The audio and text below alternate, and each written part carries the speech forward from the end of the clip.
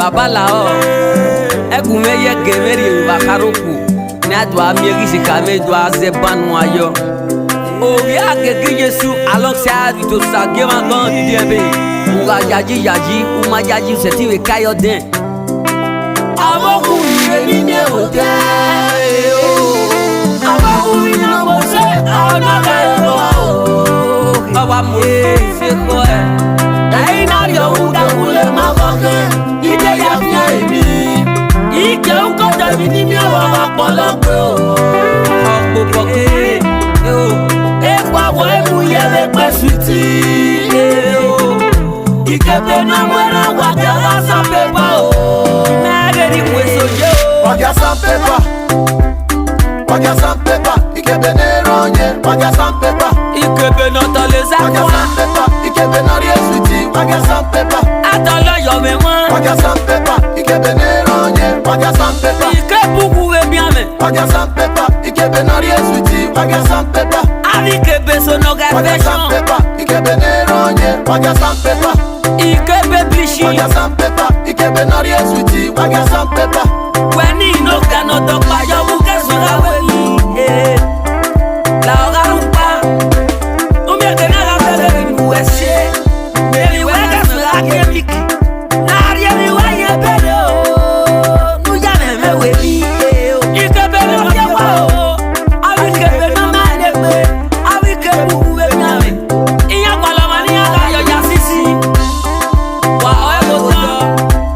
Wa ga to ya sine o Wagya san pepa Ikepe ne ronye Wagya san pepa Ikepe no tole za Wagya kwa san pepa Ikepe na rie sweetie Wagya san pepa Atolo yo me mwa Wagya san pepa Ikepe ne ronye Wagya san pepa Ikepe uwe bien me Wagya san pepa Ikepe na rie sweetie Wagya san pepa Ikepe so no ga Wagya san fashion pepa Ikepe ne ronye Wagya san pepa Ikepe bishi Wagya san pepa Ikepe na rie sweetie Wagya san pepa Kebu masale ni mosela Ikepe ya maboyo to wina Abi kepe no siama tiki Abi kepe no bama ya bama le Ikepe ne stress ma ki yene Ikepe ne sweet yene Abi kepe ni no ma elegbe Abi kepe no pame Abi kepe no kwe kwaro Abi kepe no ya magoye Ikepe no ya mabukala baby Wagi kepe no kumaso Wagya san pepa Ikepe ne ronye Wagya san pepa Ikepe no tole za Wagya kwa san pepa Ikepe na rie sweetie Wagya san pepa Atolo yo me mwa Wagya san pepa Ikepe ne ronye Wagya san pepa Ikepe uwe bien me Wagya san pepa Ikepe na rie sweetie Wagya san pepa Ikepe so no ga Wagya san fashion pepa Ikepe ne ronye Wagya san pepa Ikepe bishi Wagya san pepa Ikepe na rie sweetie Wagya san pepa Ose akumeje bime ya bebo ni sere Nika to ga kwa ime kwa su mese ko Nuga ya sisi mega feto bonije Ebi me kwa be o Nuga ya sisi mega feto bonije Ose akumeje yulo ma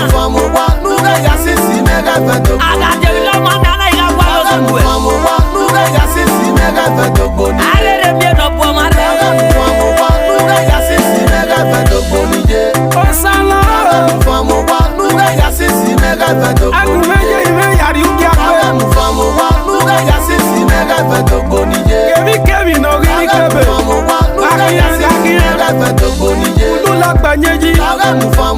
Nuga ya sisi mega feto bonije Akumeje ime fiye kuru wikebere ya sisi mega feto bonije Eri omegba Nuga ya sisi mega feto Pepa bonije yonya, pepa yonya, pepa yonya. If you don't see smooth, you go just rough some paper. It's Joel on the bed.